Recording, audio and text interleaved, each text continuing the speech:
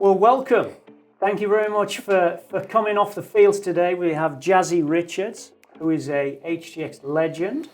It's great to have you here today. We're going to chat a little bit about your career, your high school side of things, the club side of things, and where you went to college. Started at the club in 2007, played at the Woodlands High School for all 4 years of high school, and then I eventually went to University of Oklahoma, where I played 4 years of college soccer. I started in our rec program, our recreational program. I played there for, I think, 2 years, 3 maybe, and then I joined our youth academy, where Coach Phil was my first youth academy coach, and then I was in the youth academy for 2 years, went into our competitive program, and then eventually into our ECNL program, which is now kind of like the GA program. It's the equivalent to that. I think at one time I was going to like 8 to 10 training sessions a week, just trying to practice with whoever I could. Keeping busy then. Yeah, very busy. Very busy. My parents specifically, they told me no A, no play. So if I didn't get A's in my classes, then I wasn't allowed to play soccer anymore. So I took that very seriously because they weren't messing around. I knew that college soccer was something that I wanted to do. I knew that was a dream of mine from, I think, when I was 10 or 11 years old. I told my parents that that's what I was going to do. And that made me realize that I needed to get good grades to get into a good school. You look at the top 25, top 50 soccer programs for women's soccer, most of them are good academic schools, and you can't just get in with, any type of grades, any type of test scores. You have to, do pretty well in your studies to even get considered by those places. And so I took it very seriously. It's a huge commitment to keep your grades up, but there's also lots of opportunity. Like we traveled, we went to Dallas a lot. We went to tournaments and showcases all over the country. You can study on the plane, you can study on the bus. Did you recruit the colleges, or did they recruit you? Was it a little bit of both? And when did that really start for you back in the day? Not that you're really old, but it is back in the day a little bit. I think a little bit of both. I think I was more recruited than me recruiting the colleges, just because I knew that I wanted a full ride, and I felt like they were coming after me, then they would probably be a little bit more willing to give me that. But I think the first email Coach Andy or somebody got, I was in 7th or 8th grade, and I was like, what is this? This is... Very young. I didn't really pay much attention to it. I started taking it more seriously my freshman year of high school, and that's when I started, talking with coaches on the phone and things like that.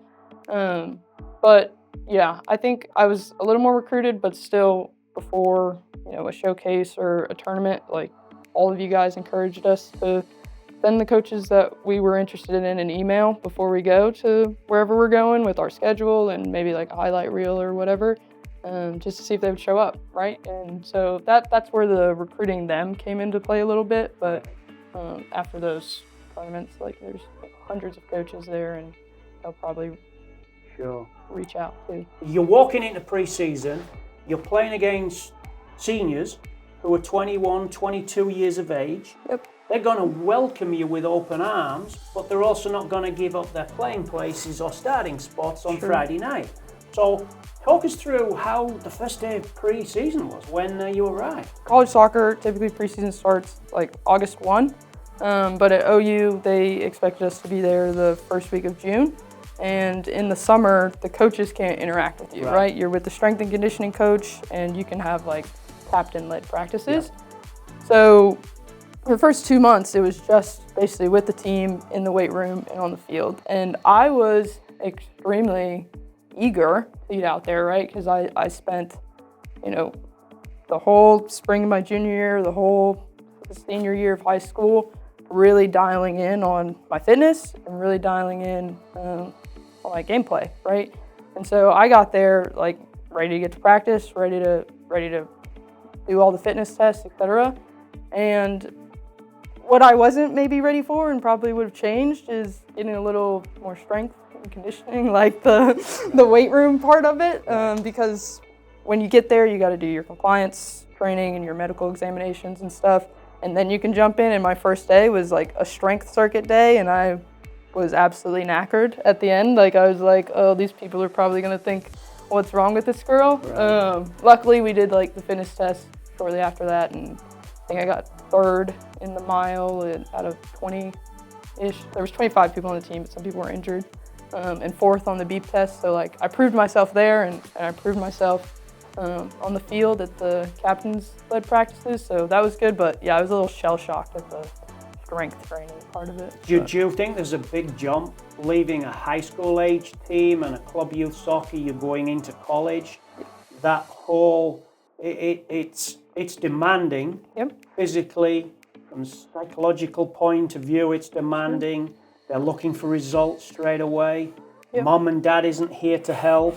You've been thrown into the fire. So your season is pretty tough, correct? Yeah, it's, I don't want to say it's like a different sport, because it's not. Soccer is soccer, but the things that go into playing a soccer game in college are a lot different than just showing up at Fair Branch and ready 45 minutes before. Like you're training the whole week for the game at the weekend, but you're not just training for an hour and a half, 3 days a week at the field, right? You're in the weight room in the morning, you're doing your meetings in between, and then you're going out to practice. So I think, and especially in preseason, because it starts before school, right? So you've got 2.5, 3 weeks of just straight up soccer.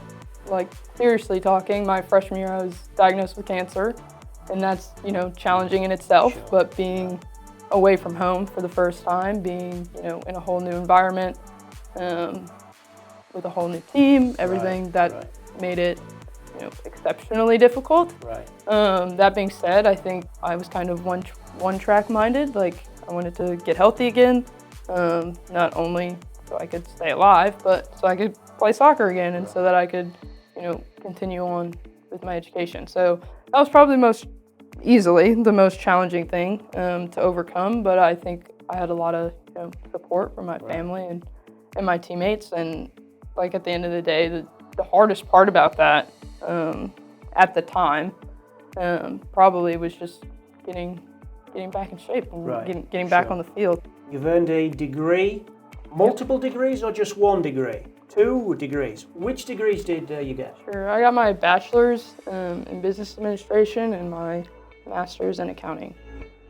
So now you've got the academic side of things covered. You've had a fantastic career in college. Where do you see yourself in 3 to 5 years? Or is that a crazy, wacky question? Where do you see yourself going in 3 years? Are you going to be involved in the game and still coach a little bit? Or where do you see yourself going? Yeah, I think in an ideal world, I would like to keep coaching over the next 3 to 5 years. Definitely at the club. Like I've come back the last, I think, year. Last September is when I moved back to the Woodlands and started getting back involved with the club. And it's, in the 3 years that I've been away from college, it's been my favorite one so far. So yeah, I would really like to continue on doing that. Obviously, like I do have my day job, if you will. If there's 3 or 4 things that you would give advice to a prospective high school student who's looking to go on to college, what type of things would that pertain to? What type of advice would you give to those people who are looking up, going, oh, I want to be like her, but how do I get there? Sure. I think one, and I can't stress this enough, like education should come first. Because at the end of the day, like kicking a ball around a field is going to come to an end, whether that be after high school, whether it be after college, whether you go play professionally. Like we can't do that for a living forever. But our education can, open a lot of doors and take us places there. So can't stress enough taking academics seriously. Number 2, I would probably say that everything is earned and nothing is given, but that's day in and day out, right? Every time that you step on the field for practice, for a game, whatever it may be, like you get to do that. It's not, oh, I have to go to practice today, or oh, like wish I was doing this. Like for the 90 minutes or however long it is that you're out there, you should be giving everything, right? Because especially at college, right? A coach isn't just going to let you start the game because they like you or they like your personality, right? Like they're going to start you or play you major minutes, whatever the case may be, because they think that you can help the team get a result. But you have to show up every single day at practice so that they believe that you can do that on the game day. And then maybe the third thing I would say is that, college, you'll meet some of the best people of your life. Some of my best friends I met at college, but you have to always put your front foot forward, right? Like your teammates are going to like the kids that are respectful, the kids that are helpful. The seniors when I was a freshman are some of my best friends in the entire world, but that's because I was, one, respectful, but also like always willing to help, right? I'm kind of funny, so they enjoyed that a little bit, right? Yeah, but exactly. Like letting your personality show, but also Sure. keeping in mind that you have to be respectful of everybody, your teammates, your coaches, etc. You are an HTX legend. Thank you for coming out. I know you've just come off the fields, and I really do appreciate your time and giving your insight of being a tremendous player. And thanks again for your time.